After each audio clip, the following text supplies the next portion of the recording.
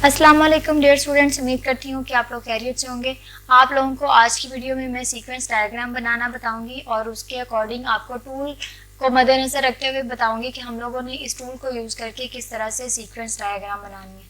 इससे पहले कि मैं आज के टॉपिक की तरफ मूव करूं, जो लोग आज मेरे चैनल पर न्यू है चैनल को सब्सक्राइब कर लें और साथ ही साथ बेल आइकन पर भी प्रेस कर लें ताकि फौरी तौर पर आने वाली वीडियो की अपडेट आपको मिल सके। तो चलते हैं आज के टॉपिक की तरफ। आपके पास आपको मैं कंटेंट दिखा देती हूँ डिज़ाइन फेस का।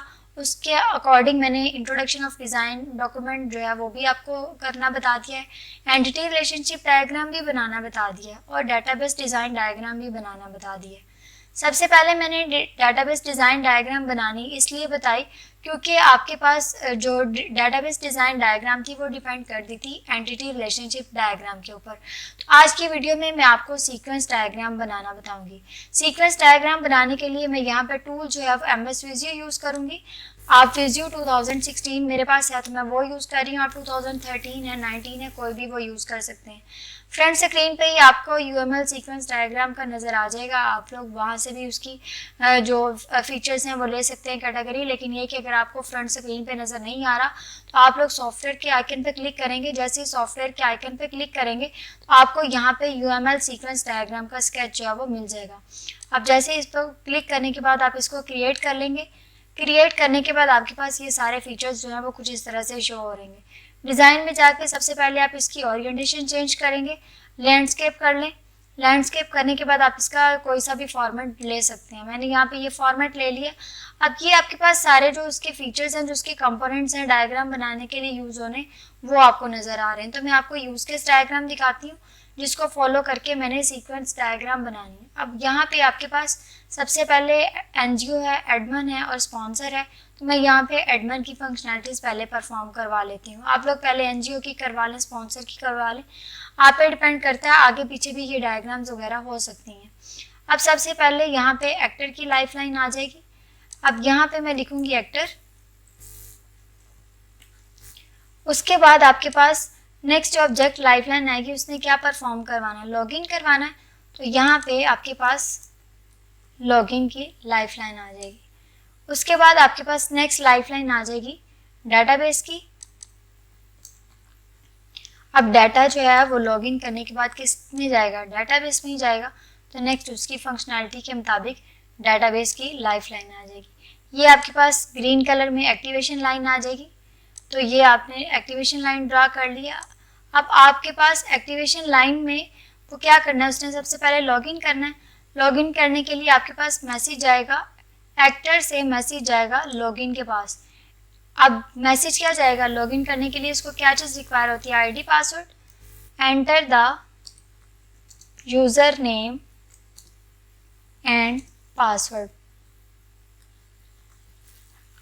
अब उसके बाद लॉगिन करने के बाद वो क्या करेगा, मैसेज आएगा डेटाबेस के पास। तो आपने यहाँ पे भी एक्टिवेशन लाइन लगा ली। अब मैसेज आएगा डेटाबेस के पास, check the validation ID password. अब आपने जो भी वैलिडेशन लगाई होगी उसके अकॉर्डिंग वो चेक करेगा, check the validation of user name and password. अब ये वैलिडेशन जब चेक कर लेगा तो वो रिटर्न कर देगा मैसेज लॉगिन को।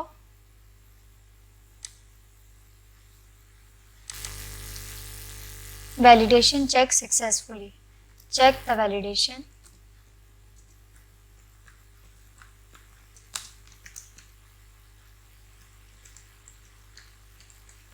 उसके बाद जब वैलिडेशन चेक हो जाएगी, आपका ID पासवर्ड चेक हो जाएगा, तो रिटर्न मैसेज आ जाएगा लॉगिन इंटरफेस से एडमिन के पास।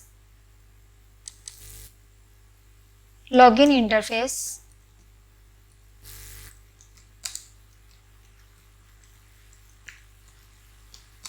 लोडेड। इस तरह से ये आपके पास लॉगिन इंटरफेस की जो डायग्राम थी वो कंप्लीट होगी। उसके बाद आप लोग देखेंगे कि आपके पास क्या था, नेक्स्ट आपके पास था एडमिन का ही अगर देखा जाए तो मैनेज प्रोफाइल का। मैनेज प्रोफाइल की आपके पास सीक्वेंस डायग्राम जो है वो कुछ इस तरह से बनेगी। आपके पास एक्टर आ गया, उसके बाद आपके पास ऑब्जेक्ट लाइफलाइन आ गई मैनेज प्रोफाइल की। उसके बाद नेक्स्ट उसने जो परफॉर्म करना था, एडिट कर सकता था वो, और उसके बाद वो डिलीट कर सकता था, और उसके बाद आपके पास लास्ट मैसेज जो है वो ऑब्जेक्ट जाएगा डेटाबेस का। अब सबसे पहले मैं एडमिन का यहाँ पे ऐड करती हूँ। उसके बाद उसने क्या परफॉर्म करवाना है, मैनेज करना है प्रोफाइल को। उसके बाद आपके पास उसने एडिट करना है, उसके बाद डिलीट कर सकता है वो। डिलीट करने के बाद उसके पास चला जाएगा डेटाबेस में। अब डेटाबेस में जब जाएगा तो वो डाटा जो है वो डेटाबेस के अंदर स्टोर होना शुरू हो जाएगा। अब एडमिन के यहाँ पे मैं एक्टिवेशन लाइन लगा लूँ।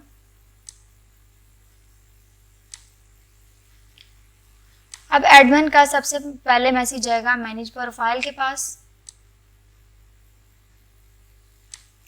एडमिन क्या करना चाह रहा है, admin wants to manage profile.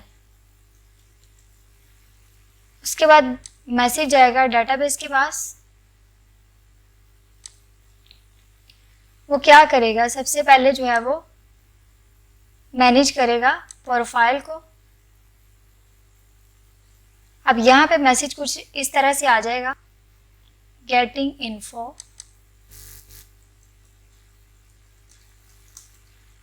From database. अब डेटाबेस के अंदर कोई ना कोई इन्फो सेव हुई होगी तो वो उसे ही मैनेज कर सकता है। अगर इन्फो ही नहीं सेव हुई होगी तो वो उसको मैनेज नहीं कर सकेगा। उसके बाद आपके पास रिटर्न मैसेज का एरो आ जाएगा। जैसे ही वो उसको चेक कर लेगा तो ये आपके पास रिटर्न आ जाएगा मैसेज,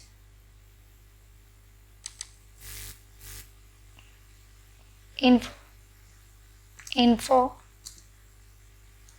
सक्सेसफुली फैच। उसके बाद वो क्या कर सकता है, मैनेज प्रोफाइल करने के बाद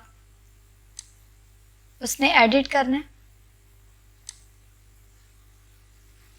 तो मैसेज जाएगा मैनेज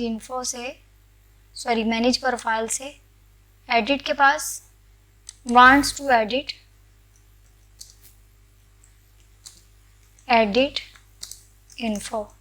इन्फो लिख लें या प्रोफाइल लिख लें, एक ही बात है। उसके बाद मैसेज जाएगा डेटाबेस के पास,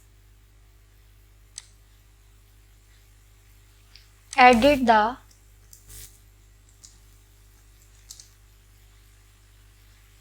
प्रोफाइल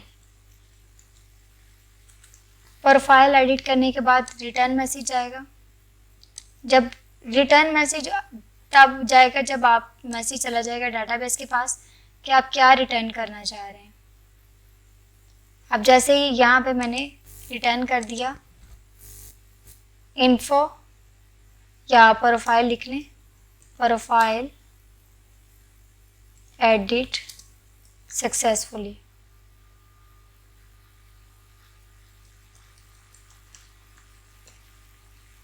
उसके बाद अब क्या करना जा रहा है, manage profile.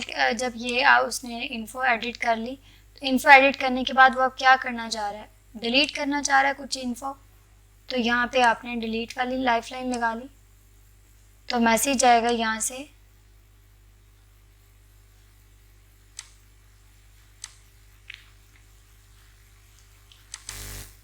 Wants to delete some info. अब जैसे ये मैसेज आएगा तो वो डेटाबेस के पास भी इसी तरह से मैसेज चला जाएगा,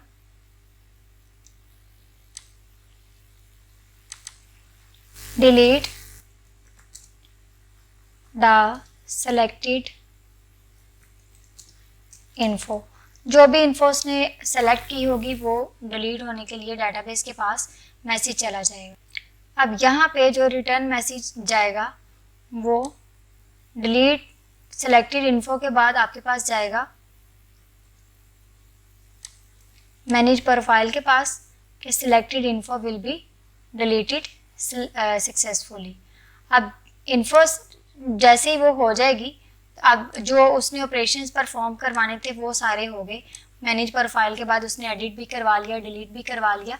तो अब यहाँ पे लास्ट जो रिटर्न मैसेज आ जाएगा, all operations will be completed successfully या all actions completed successfully, all operations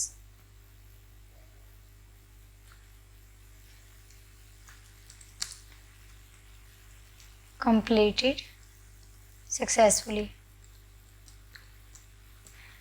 अब ये आपके पास मैनेज प्रोफाइल की सीक्वेंस डायग्राम थी, वो भी कंप्लीट हो गई।